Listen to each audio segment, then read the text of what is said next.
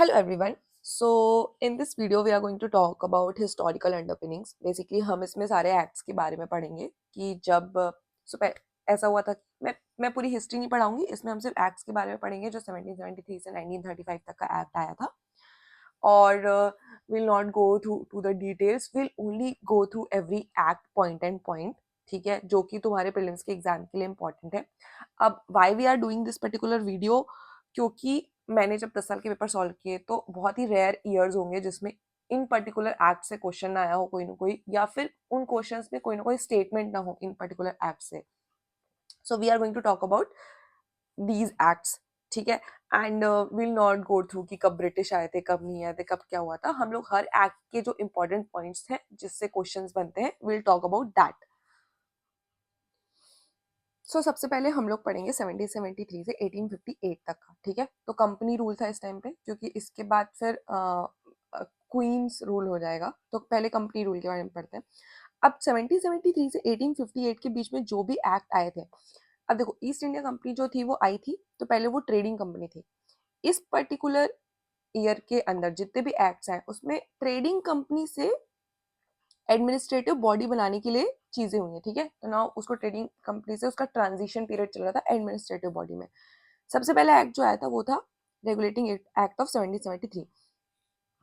इस एक्ट में क्या हुआ था, जो गवर्नर जनरल ऑफ बंगाल था, देखो गवर्नर ऑफ बंगाल था, पहले तीन प्रेसिडेंसीज थी, बंगाल, मद्रास एंड बॉम्बे। तो मद्रास और बॉम्बे को बंगाल के अंदर में करके बंगाल के गवर्नर को गवर्नर जनरल ऑफ बंगाल बोल दिया गया। और सबसे पहले जो थे वो थे कौन, लॉर्ड वॉरेन हेस्टिंग्स, ठीक है। इसी पर्टिकुलर एक्ट से सुप्रीम कोर्ट बना था, 1774 में स्टैब्लिश हुआ था, बट इसी पर्टिकुलर एक्ट से आया था, ठीक है। एंड थर्ड पॉइंट है सेंट्रलाइजेशन ऑफ पावर। अब सेंट्रलाइजेशन ऑफ पावर का मतलब क्या है कि कोर्ट ऑफ डायरेक्टर्स जो थे, कोर्ट ऑफ डायरेक्टर मतलब जो कंपनी के कोर्ट ऑफ डायरेक्टर्स थे, वो लोग तीन चीजों में, revenue, civil and military affairs में किसको रिपोर्ट करेंगे, ब्रिटिश गवर्नमेंट को, ठीक है, ब्रिटिश गवर्नमेंट को। इसलिए इसको बोला गया सेंट्रलाइजेशन ऑफ पावर। इसके बाद एक और बीच में एक्ट आया था 1781 का, जिसको एक्ट ऑफ सेटलमेंट भी बोलते हैं। ये पर्टिकुलर एक्ट ऑफ सेटलमेंट जो था ये किसके लिए आया था, रेगुलेटिंग एक्ट ऑफ 1773 में चेंजेस के लिए, इसलिए इतना इंपॉर्टेंट नहीं, इसको पढ़ना जरूरी नहीं है। Next act is Pitt's India act of 1784। इस एक्ट में क्या हुआ था, कंपनी के कमर्शियल एंड पॉलिटिकल फंक्शंस को सेपरेट कर दिया गया था, अलग अलग बना दिया गया था। तो एक बोर्ड ऑफ कंट्रोल बनाया गया, ठीक है, कोर्ट ऑफ डायरेक्टर्स था, बोर्ड ऑफ कंट्रोल बनाया गया। और बोर्ड ऑफ जो कंट्रोल था वो सारे के सारे पॉलिटिकल अफेयर्स को क्या करेगा, डील करेगा। कोर्ट ऑफ डायरेक्टर्स तो रेवेन्यू, सिविल और मिलिट्री अफेयर्स को डील कर रहा था, बोर्ड ऑफ कंट्रोल अब पॉलिटिकल अफेयर्स को डील करेगा, ठीक है। तो बेसिकली डुअल सिस्टम बना दिया गया। ये टर्म इसलिए इंपॉर्टेंट है क्योंकि इसी पे क्वेश्चन आता है कि डुअल सिस्टम कौन से एक्ट से आता है, तो that was Pitt's India act of 1784। Next next act is charter act of 1813। अब देखो 1813 में क्या हुआ था, इसके ऊपर पीवाईक्यू भी आया हुआ है, ठीक है, इस पर्टिकुलर स्टेटमेंट पे, कि कौन से पर्टिकुलर एक्ट से कंपनी का जो ट्रेड मोनोपोली था इंडिया में वो हटा दिया गया, ठीक है। तो कंपनी की जो ट्रेड मोनोपोली थी, except for tea and trade with China, इन दोनों को छोड़ के सारी की सारी ट्रेड मोनोपोली एंड कर दी गई थी, दैट वाज 1813। और साथ ही साथ इंडियन एजुकेशन को 1 लाख रुपए भी क्या हुए थे, अलॉकेट हुए थे इसी पर्टिकुलर एक्ट से। Now next act is Charter Act of 1833. इसको सेंट हेलिना एक्ट भी बोलते हैं। It's just a tidbit fact, if you want to remember you can. बाकी इस पे कोई क्वेश्चन नहीं आया कभी भी। इस एक्ट से क्या होता, अभी देखो, अभी गवर्नर जनरल ऑफ बंगाल पहला हमने पढ़ा था 1773 में, जो कि पहले थे Lord Warren Hastings. Now second changes, governor general of India बनाया गया 1833 से, और पहले जो थे वो कौन थे, लॉर्ड विलियम बेंटिक थे, इसी पर्टिकुलर एक्ट से बनाया गया, ठीक है। और गवर्नर जनरल ऑफ इंडिया को सारी की सारी सिविल और मिलिट्री पावर्स क्या कर दी गई, दे दी गई, सिविल और मिलिट्री पावर्स, ठीक है।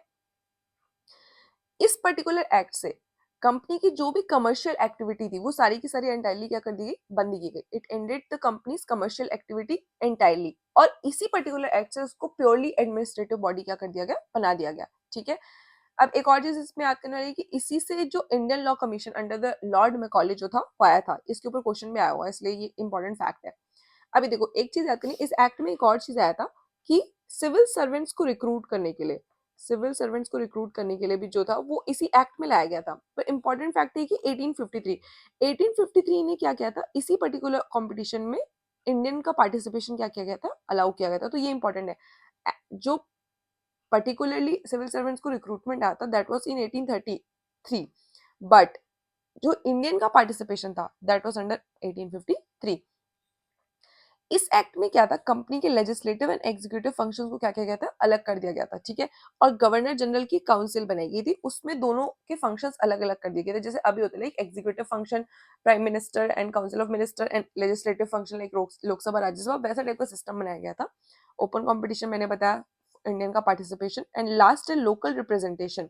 तो जो जो गवर्नर जनरल की काउंसिल है, इसी को इंडियन लेजिस्लेटिव काउंसिल बोला गया था, ठीक है। और इसमें लोकल रिप्रेजेंटेशन इंट्रोड्यूस किया गया था। अब ये टर्म याद कर सकते हो कि कभी मान लो क्वेश्चन आता है कि लोकल रिप्रेजेंटेशन काउंसिल में कौन से एक्ट से आया था, तो दैट वाज 1853। अब इसमें कुछ इंपॉर्टेंट है कि 6 मेंबर्स हैं और वो सब नंबर्स हैं, दैट इज नॉट इंपॉर्टेंट, उस पर स्टेटमेंट नहीं आता है। ये इंपॉर्टेंट फैक्ट है इस एक्ट का। अभी इसके पहले क्या चल रहा था, ट्रांजिशन चल रहा था, राइट। 1773 से 1858 तक हमने क्या किया, ट्रांजिशन किया कि ट्रेड बॉडी से वो क्या बनी, टोटल एडमिनिस्ट्रेटिव बॉडी, ठीक है। अब 1858 से 1947 जो था वो क्राउन रूल था। मतलब जब रिवॉल्ट ऑफ 1857 हुआ, उसके बाद क्या हुआ, ब्रिटिश क्राउन को कंप्लीटली सॉवरेनिटी दे दी गई इंडिया की। तो मतलब अब जो भी एक्ट बनेगा वो ब्रिटिश क्राउन के अंडर में क्या किया जाए, बनाया जाएगा, ठीक है। और इसके पहले हम लोग सबको क्या बोल रहे थे, चार्टर एक्ट बोल रहे थे, पर इसके बाद हम सबको गवर्नमेंट ऑफ इंडिया एक्ट बोलेंगे, ठीक है। और इसी पर्टिकुलर एक्ट के बाद यहीं से क्या होगा, इसके पहले हम लोग गवर्नर जनरल ऑफ इंडिया था, अब यहाँ से वॉइस रॉयस आ जाएंगे, ठीक है। और जो पहले वॉइस रॉय थे इस एक्ट से बने थे 1858 के, ही वाज लॉर्ड कैनिंग, ठीक है। ये इंपॉर्टेंट है, यहाँ पे मैंने लिखा है, याद कर सकते हो उसको। तो इस एक्ट के बाद से क्या आया था, वॉइस रॉयस, और पहले कौन थे, लॉर्ड कैनिंग, ठीक है। Now will read next. अब देखो क्या हुआ था, मैंने बताया इसी एक्ट के बाद से सबका सब किसको ट्रांसफर हो गया था, ब्रिटिश क्राउन को। तो कंप्लीटली ब्रिटिश क्राउन को चला गया था, ठीक है। इसी पर्टिकुलर एक्ट ने क्या किया था, बोर्ड ऑफ कंट्रोल और कोर्ट ऑफ डायरेक्टर, इसको अबॉलिश कर दिया गया था। नाउ यू अंडरस्टैंड, क्योंकि अब वॉइस रॉय आ गए। अब इसके पहले क्या था, बोर्ड ऑफ कंट्रोल और कोर्ट ऑफ डायरेक्टर्स चल रहा था। जब इसको अबॉलिश किया गया तो किसी को तो लाया जाएगा जो आके यहाँ पे सारे रूल्स रेगुलेशन बनाएगा। तो दैट इज वाई इसको ऐसे याद करो कि सेक्रेटरी स्टेट ऑफ और इंडिया आया था, 15 मेंबर एडवाइजरी काउंसिल थी। इसी के आने के बाद ये हुआ, इसी पर्टिकुलर एक्ट से, कि अब secretary of state of India होगा, न कि बोर्ड ऑफ कंट्रोल और कोर्ट ऑफ डायरेक्टर, वो ऑफिस अबॉलिश कर दिए गए थे। उसके 3 एक्ट आए थे, इंडियन काउंसिल एक्ट्स। अब इंडियन काउंसिल एक्ट्स में तीनों एक्ट है, तीनों के एक इंपॉर्टेंट पॉइंट है, हम लोग पढ़ेंगे, ठीक है। Act of 1861। अब 1861 में क्या हुआ था, पोर्टफोलियो सिस्टम आया था, ठीक है। एक तो इसमें पोर्टफोलियो सिस्टम आया था, एक इसमें बॉम्बे और मद्रास की जो पावर हमने पहले देखो, पहले क्या किया था, बॉम्बे एंड मद्रास को हमने किसके अंदर पे डाल दिया था, बंगाल के अंदर, जब गवर्नर जनरल ऑफ बंगाल बोला गया था। अब इसमें क्या किया गया था, डिसेंट्रलाइज किया गया कि इनकी पावर वापस से इनको दे दी गई। और इनके जो वॉइस रॉयस थे, किसके, बॉम्बे और मद्रास के, ये अब ऑर्डिनेंसेस क्या कर सकते थे, इशू कर सकते थे। तो दैट इज इंपॉर्टेंट थी कि अब वो लोग ऑर्डिनेंसेस इशू कर, डिसेंट्रलाइज किया गया, पोर्टफोलियो सिस्टम आया, और अब वॉइसरॉयज जो थे ऑर्डिनेंसेस निकाल सकते थे। नेक्स्ट एक एक्ट ऑफ 1892। अब एक्ट ऑफ 1892 क्यों इंपॉर्टेंट है, इसमें बस तुमको ये याद रखना है कि जो बजट आता था, बजट में पहले जो नॉन ऑफिशियल मेंबर्स रहते थे वो डिस्कशन नहीं कर सकते थे, बट 1892 के बाद ही now they can participate in the discussion of budget. Next is act of 1909, ठीक है। इसको हम लोग मॉडलिमेंटो रिफॉर्म भी बोलते हैं, बहुत फेमस रिफॉर्म है।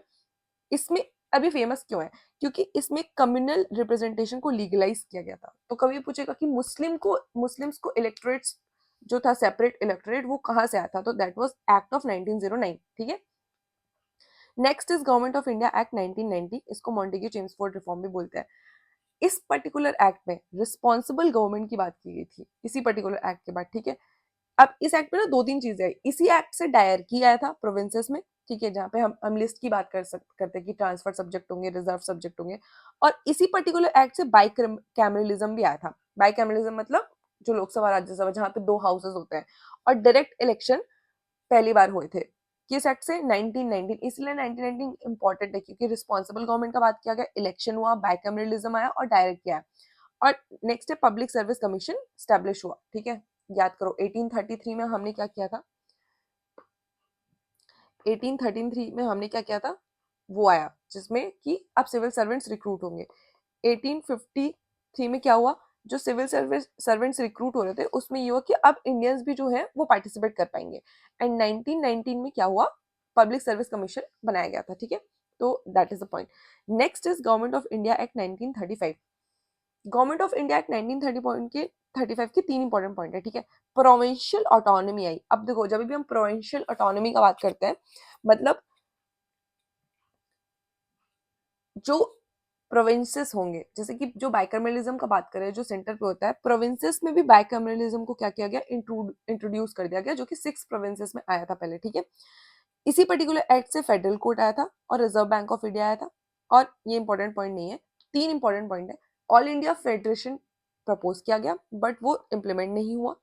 प्रोविंशियल ऑटोनॉमी आई जो कि सिर्फ 6 प्रोविंसेस में आई, और फेडरल कोर्ट का एस्टेब्लिशमेंट हुआ और रिजर्व बैंक ऑफ इंडिया का एस्टेब्लिशमेंट हुआ, ठीक है.